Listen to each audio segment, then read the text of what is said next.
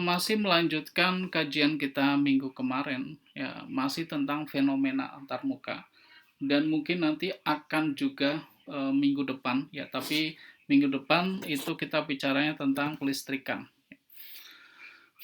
Bapak ulas lagi secara agak sedikit cepat tentang fenomena permukaan, ya. Fenomena antarmuka, kita akan kurang lebih belajar tentang hal ini, ya. Antarmuka cairan, absorpsi antarmuka cairan, adsorpsi antarmuka padatan. Nah, nanti ada kajian tentang adsorpsi dan absorpsi, ya. Bedakan, ini bukan salah ketik, ya, bukan typo, ini emang D, ya, adsorpsi, ya. Kemudian pemakaian surfaktan. Nah, hari ini kita belajar tentang surfaktan, ya. Sifat-sifat elektrik antarmuka. Nah, ini insya Allah minggu depan kita akan belajar tentang sifat kelistrikan antarmuka, ya. Oke, PDF ini kalau nggak salah udah Bapak taruh di apa namanya di MS Team. Kalian bisa buka-buka ataupun kalian bisa buka YouTube Bapak, ya, untuk melihat beberapa materi kuliah tahun lalu ataupun yang kemarin-kemarin sempat Bapak upload, untuk mempermudah saja, ya, mempermudah anak-anak mahasiswa itu mengakses bahan kuliah, ya, dan seolah itu disampaikan langsung oleh Bapak, ya. Oke. Nah, ini fenomena antarmuka, ada beberapa klasifikasi of interfaces. Ini sebenarnya sudah ada kemarin, ya, hanya kemarin itu dalam bentuk tabel, dan ini adalah benar-benar screenshot, ya. Ini adalah screenshot dari buku Martin, ya, Alfred Martin, yang Fisika Farmasi edisi 1993, dan itu memang lengkap sekali, ya. Itu bisa dijadikan buku pegangan kalian sampai dengan kalian nanti selesai kuliah, ya. Nah, ada fase gas-gasnya, gas liquid, gas solid, liquid liquid, ya, liquid solid, dan kemudian solid solid, ya. Nah, interfacial tension atau tegangan antar muka, ya. Kalau antar gas itu nggak ada ketika bercampur sempurna, ya, sehingga no interface possible, tidak ada muka, ya, tidak ada batas muka antar gas dengan gas. Kemudian gamma LV itu maksudnya ini liquid vapor, ya, pegas, ya. Terus SP solid vapor, terus LL adalah liquid liquid, gamma LS adalah tegangan antar muka liquid dengan solid, gamma SS berarti tegangan antar muka antar solid dengan solid, ya. Oke, Bapak ulas lagi, ya, Bapak ulas lagi biar semakin meyakinkan, soalnya ini kalau kayak pesawat itu kita batas landing lagi, kita jejaki lagi untuk bisa take off, ya. Oke, konsep antarmuka, ya, ini bila ada fase-fase bersamaan, batas antara dua dari fase tersebut diistilahkan dengan antarmuka, ya.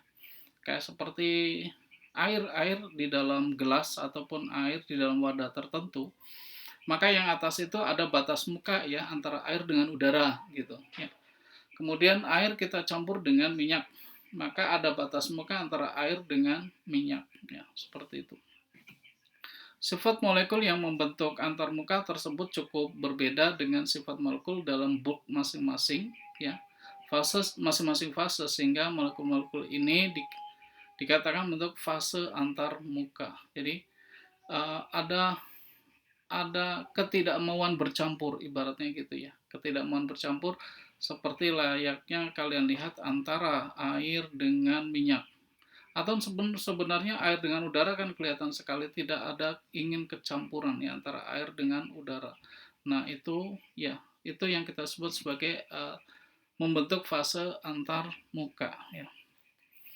Baik. Nah, ini adalah seolah gambaran, ya, gambaran empirik tentang bagaimana susunan partikel itu ada interaksi, ya. Kalau disebutkan di sini adalah ini representasi of unequal attractive, ya, uh, menunjukkan ketidak apa gaya tarik penarik, ya, force attractive force acting on the molecule at the surface of liquid as compared with molecular forces in the bulk on the liquid. Maksudnya gini, ada tidak bisa tidak sama ya, tidak sama, unequal ya. Ini yang ada di surface ya dengan yang ada di dalam molecular process in the bulk of liquid ya, di dalam liquid itu sendiri ya. Nah, ini ketika ada dua fase liquid dan fase gas ya, vapor phase. Gaya seperti pada gambar di atas menarik kesimpulan molekul-molekul antarmuka sehingga mengerutkan permukaan atau tegangan permukaan. Ya, ini kan seperti mengerut ya. Kalian bisa lihat adanya meniskus cekung, ya, meniskus cekung. Artinya ini seolah apa ya, ketidakmauan air ini untuk bercampur dengan udara, tetapi dia ingin apa namanya menguatkan apa dia ingin bersatu dengan fasenya sendiri, dengan air sendiri gitu, sehingga terbentuk meniskus cekung ini.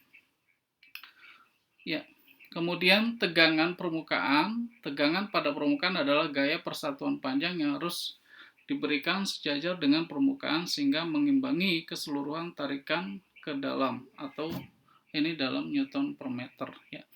Ini udah kemarin kita udah bahas ya, gaya persatuan panjang itu tegangan. Hal ini mirip dengan situasi jika suatu objek yang berjuntai di tepi sungai jurang pada seutas tali ditarik ke atas oleh seorang dengan memegang tali tersebut dan berjalan menjauhi tepi puncak jurang. Ini kayak misalkan seperti ini ya, ini tegangan permukaan itu seperti melawan ya gaya berat dari bola ini, sementara dia mengarah ke samping ya. Ya. Visualization of surface tension as a, a kind to person lifting weight up, ya, lifting weight up the side of cliff by pulling the rope in the horizontal direction ya. Ini apa visualisasi dari tegangan permukaan ya, bahwa orang ini menarik secara horizontal melawan dari apa namanya weight, berat ya, berat secara ke atas ya dari di sebuah jurang atau cliff ini ya.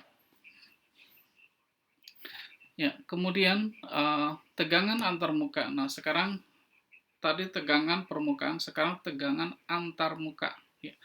Tegangan antarmuka adalah gaya persatuan panjang yang terdapat pada antarmuka dua fase cairan yang tidak dapat bercampur ya. Tidak dapat bercampur ya. Jadi antarmuka itu ada gaya persatuan panjang ya.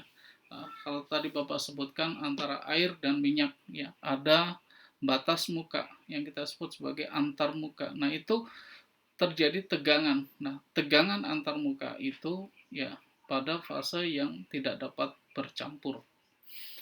Ya, meskipun dalam pengertian umum semua tegangan dapat disebut sebagai tegangan antarmuka, istilah ini paling sering digunakan untuk gaya tarik-menarik antara dua campuran yang tidak dapat bercampur. Ya. Ada yang tidak dapat, ada yang bisa bercampur ya, yaitu gas dengan gas. Kalau yang tidak bercampur, nah itu akibat ketegangan. Ya, dilogikan kalau sama kayak kalian, kalau misalkan kalian punya teman yang tidak bisa akur ya, itu adanya tegangan antar muka gitu. Kalian dengan muka mereka ya, misalkan seperti itu. Oke, tegangan antar muka dan tegangan permukaan. Nah, istilah tegangan antar muka biasanya digunakan untuk gaya antara dua cairan ya. Ini dinotasikan sebagai gamma ya. Kalau LL itu pengertiannya adalah batas muka antar liquid dengan liquid ya. Liquid itu cairan ya. Jadi batas muka cairan dengan cairan. Ya, Bapak contohkan mudahnya ya, yang terlihat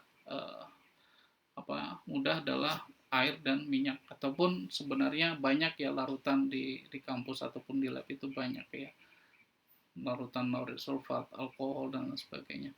Antara dua padatan berarti gamma solid-solid, dan antar muka cairan padatan berarti liquid dan solid ya. Oke, istilah tegangan permukaan biasanya digunakan untuk tegangan cairan uap ya, LV ya. L itu liquid, V itu vapor ya, uap ya, uap. Cairan uap, dan tegangan padatan uap. SV, solid, vapor, yang masing-masing disederhanakan menjadi gamma L dan gamma S. Ya, seperti itu. Ya, Bapak, oke, kalian bayangkan seolah ya antara padatan cairan itu ada permukaan. Contohnya kalau air kena tetesan, meja kena tetesan air ya, itu kan ada batas muka antara air dengan meja ya. Ya, kemudian tegangan termuka biasanya lebih kecil daripada tegangan permukaan. Ya. Karena gaya adhesif antara dua fase cairan yang membentuk suatu antarmuka lebih kecil daripada antar suatu cairan dan suatu gas. Ya, ya, maksudnya kalau uh, uh, sebab dia tidak bercampur itu karena memang tegangan antarmuka dia cukup tinggi, ya, sehingga dikatakan di sini bahwa tegangan termuka biasanya lebih kecil dibandingkan tegangan permukaan, ya, karena adhesif atau dua fase cairan membentuk suatu termuka lebih kecil daripada antara suatu cairan dan suatu gas. Jika dua cairan bercampur dengan sempurna, tidak ada tegangan termuka antara keduanya cairan tersebut. Ya. Kalau dia bisa bercampur secara sempurna, ya berarti dia tidak ada ketegangan. Ya. Nah, seperti itu aja. Oke, kemudian, nah ini tegangan antarmuka dan tegangan permukaan.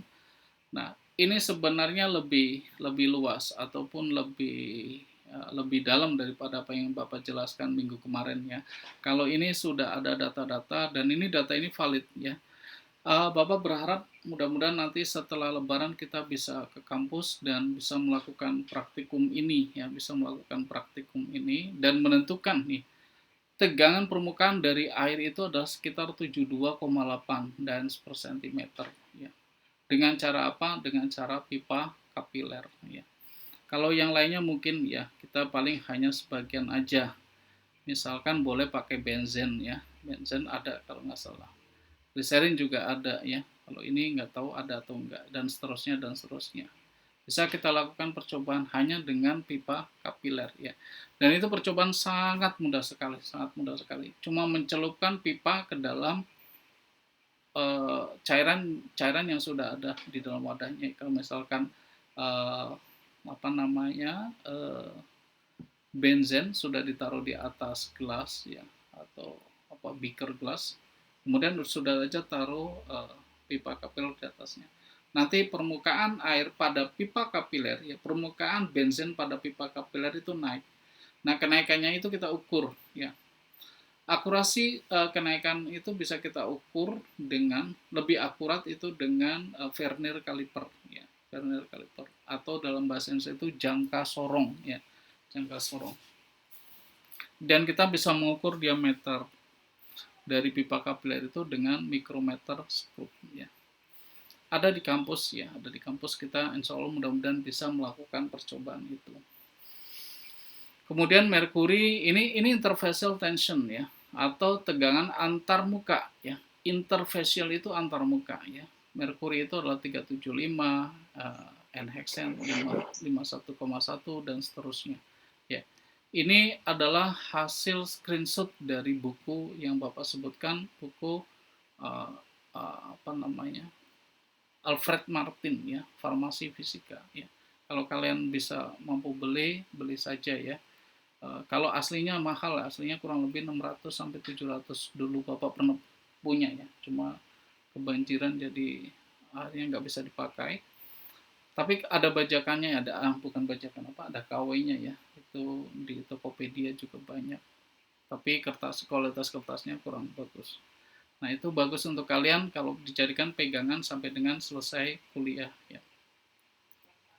Ya. Kemudian, nah ini pengukuran tegangan permukaan sudah dibahas juga minggu kemarin dan PowerPoint minggu kemarin Bapak kira jauh masih mending lebih bagus ya. Kalau ini hanya garis-garis ya. Artinya bahwa gamma itu adalah FB per 2L ya. Gaya per 2 kali panjang ya. Gamma adalah tegangan permukaan atau dalam bahasa Inggris surface tension ya. Nah, FB adalah gaya yang dibutuhkan untuk memecah film ya, betul. Ya, L adalah panjang batang yang dapat bergerak.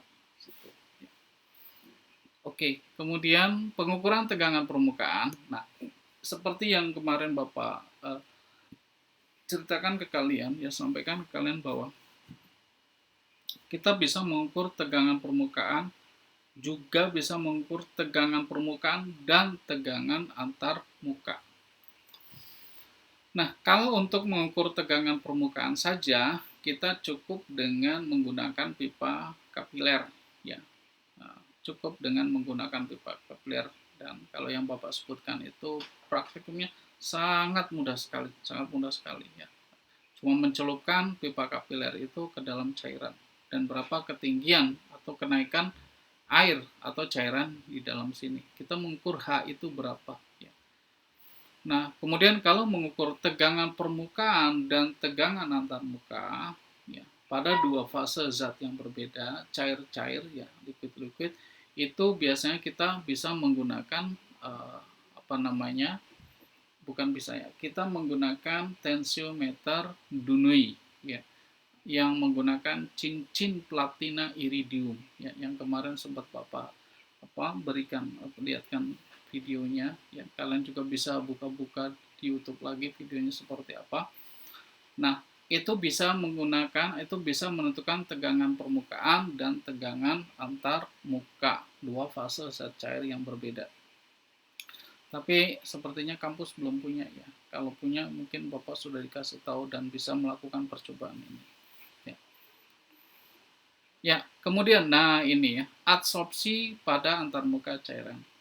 Oke, Bapak bilang ini di muka tadi ini bukan typo, ya, bukan salah ketik, memang pakai D, adsorpsi pada antarmuka cairan. Ada adsorpsi, ada absorpsi, ada pakai D delta, ada pakai B beta, ya. Beda posisi partikel ketika masuk ke dalam satu cairan atau hanya pada suatu permukaan zat padat, ya. Gini, adsorpsi semata-mata efek permukaan, ya, sedangkan pada absorpsi cairan atau gas yang diabsorpsi diserap berpenetrasi ke dalam ruang-ruang kapiler, ya, dari zat pengabsorpsi.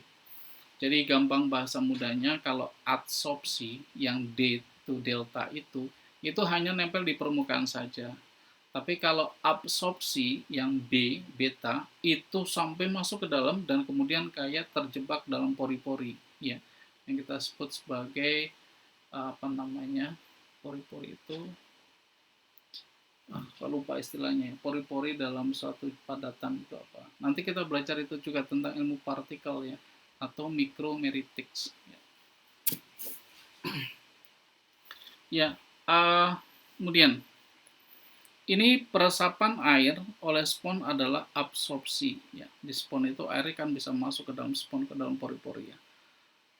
Pemekatan molekul-molekul alkaloid pada permukaan lempung atau adalah adsorpsi, ya.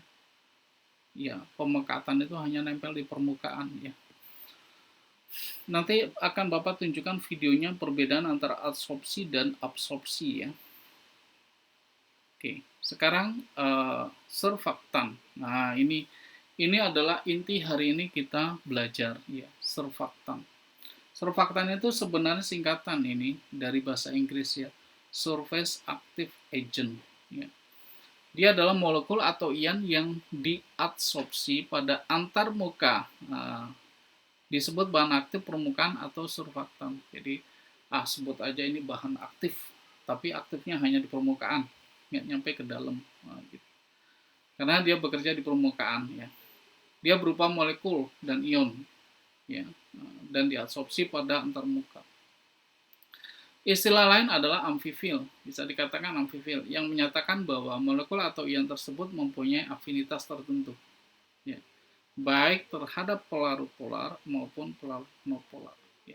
Istilah surfaktan namanya juga amfifil. Nah, kemudian bergantung pada jumlah dan sifat dari gugus-gugus polar atau non-polar yang dimilikinya. Amfifil dapat dominan hidrofilik ataupun lipofilik, ya, atau berada di antara kedua ekstrem tersebut. Nah, seperti itu. Oke. Dimengerti saja, ya, diketahui saja. Oh, ini ada namanya surfaktan. Surfaktan itu adalah molekul dan ion yang diadsorpsi dan bekerja antarmuka saja, ya.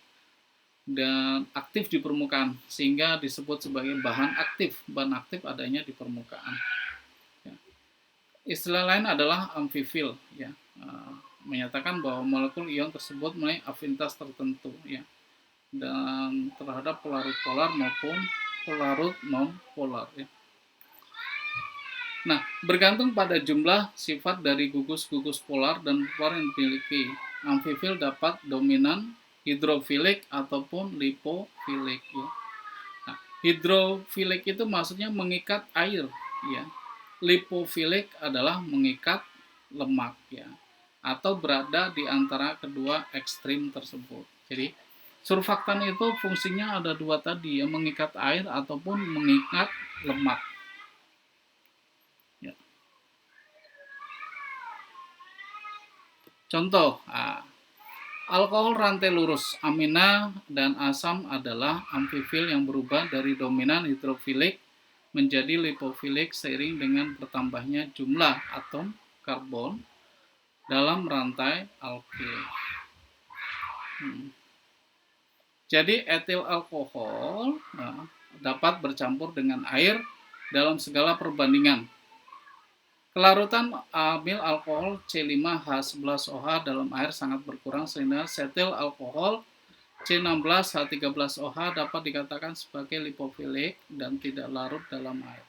Nah, ini mungkin ini kita nanti lihat videonya, ya, seperti apa surfaktan.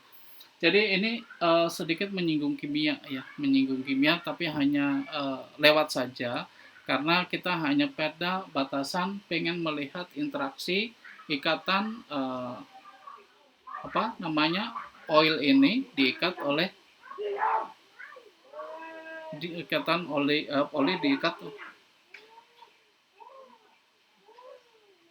ya, surfaktan, ya, surfaktan. Nah, ini coba kita lihat videonya.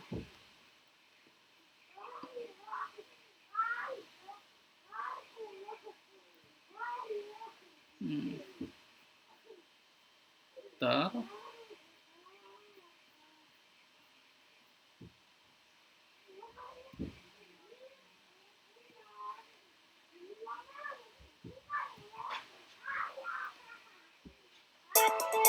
Sebentar.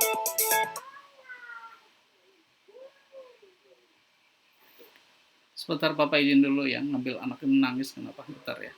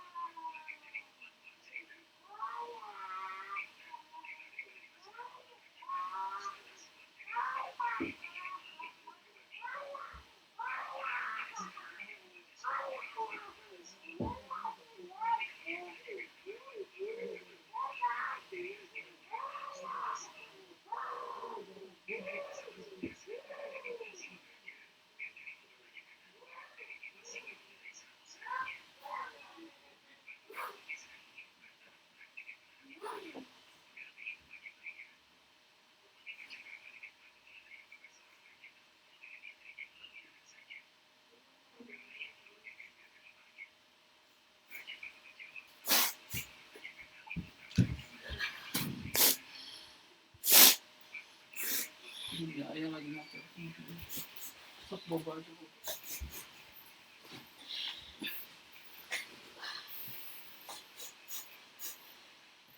Ya, ini video tentang surfaktan. So polar and nonpolar don't naturally mix, but we can persuade them. In the case of asphalt paving, it takes a tremendous amount of heat energy to persuade the asphalt, a nonpolar oil, to coat the rocks, made up primarily of polar molecules, like quartz. However, at Ingevity Pavement Technologies, we've discovered a way to replace much of that heat energy with chemical peacemakers, molecules that can bring together substances that would otherwise be, well, polar opposites. They're called surface active agents, or surfactants, molecules derived from fats. Ya, jadi surfaktan itu sebenarnya singkatan dari surface active agent, ya. Oke. Have both polar and nonpolar qualities. The classic surfactant molecule. It has a polar head and a long carbon chain for a tail. For the sake of demonstration, we'll use a bit of shorthand and transform our surfactant molecule into what we call a lollipop. If we could see what was happening at a molecular level, magnifying the molecules over 1 trillion times, and we added our lollipops, our surfactant molecules. Ya, surfaktan ini karena dia memiliki rantai panjang karbon, ya, panjang banget sehingga dikatakan sebagai dan kemudian di ujungnya itu ada pentolan seperti permen lollipop sehingga dikatakan seperti lollipop, ya. To a beaker full of H2O, the surfactant molecules immediately go to the interface, and the polar heads, doing what nature likes, are drawn to the polar water molecules. But when the surface is saturated, when no more surfactant molecules will fit, something really interesting happens.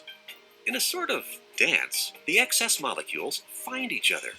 The nonpolar tails all want to be together, and the polar heads all want to be together. And they form spheres called micelles. Now I'm sure you're thinking, that's all well and Ini kumpulan dari pengikat surfaktan itu kita sebut sebagai micelle, ya, micelle. Kalau dalam bahasa Indonesia jadi micelle. good, but how does it help me? For that explanation, we'll turn to the most well-known surfactant on the planet, soap.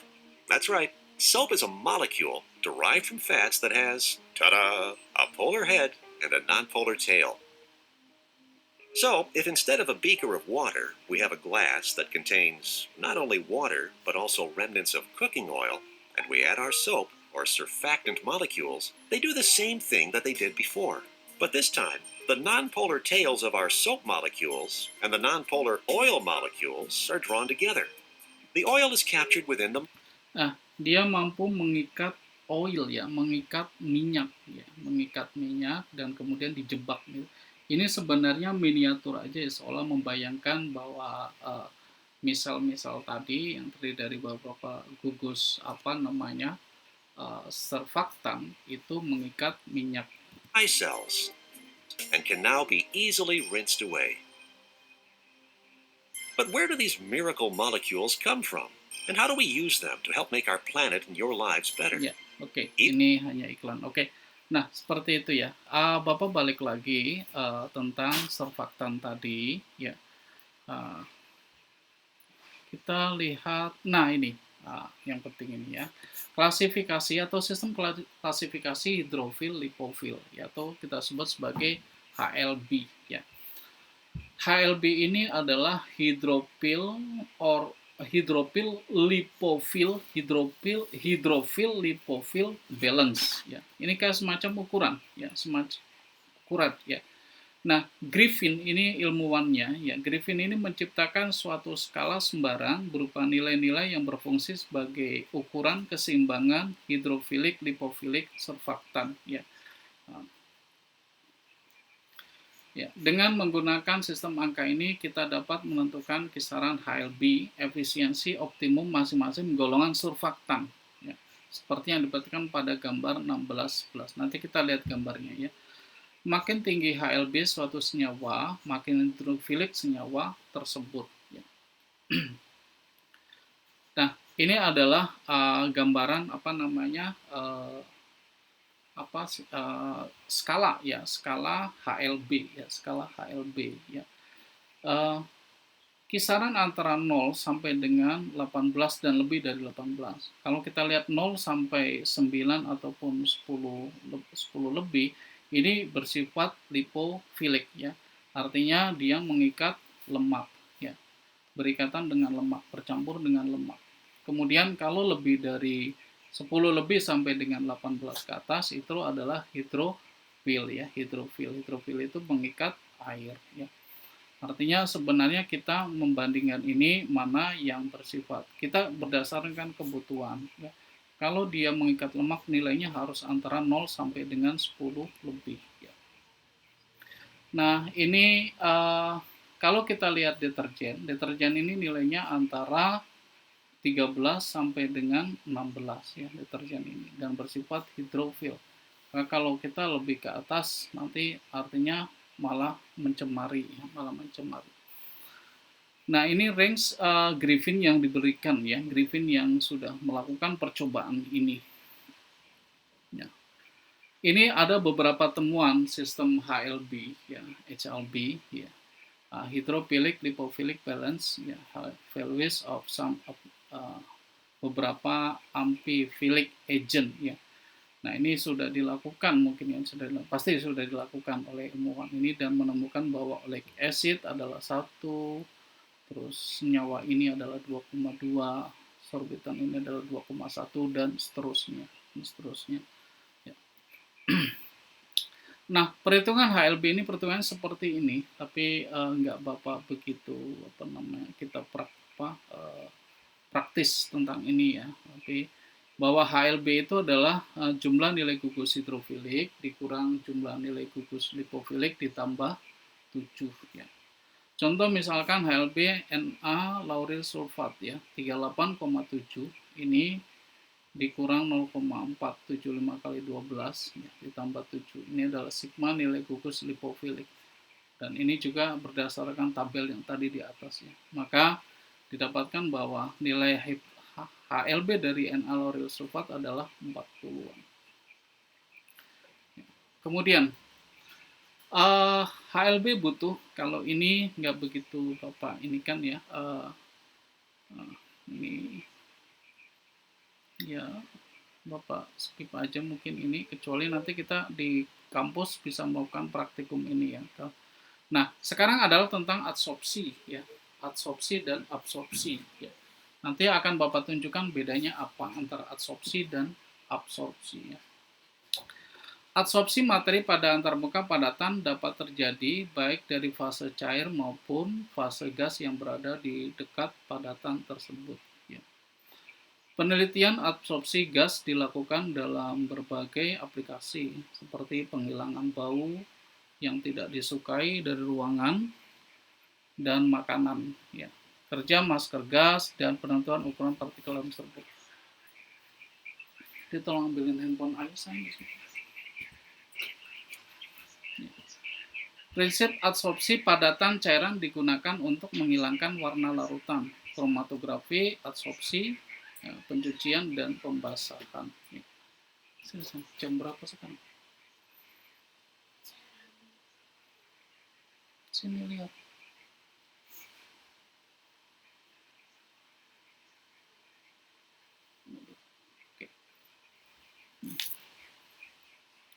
Ya, prinsip adsorpsi padatan cairan digunakan untuk menghilangkan warna larutan, ya, kromatografi, absorpsi, pencucian, dan pembasahan. Oke, Bapak akan tunjukkan video ya, perbedaan antara adsorpsi dan absorpsi. Ya. Bentar.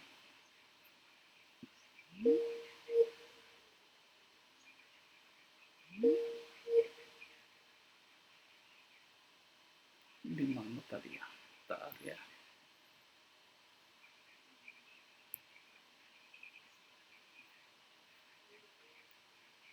Oh.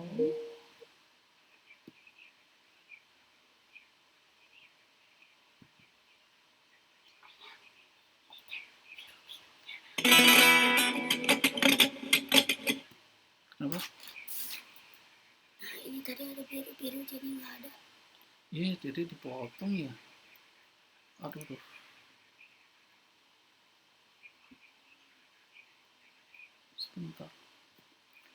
Sebentar ya, putus kayaknya.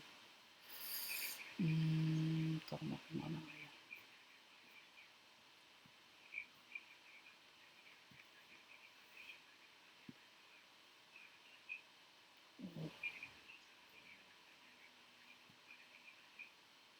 Ya, sebentar.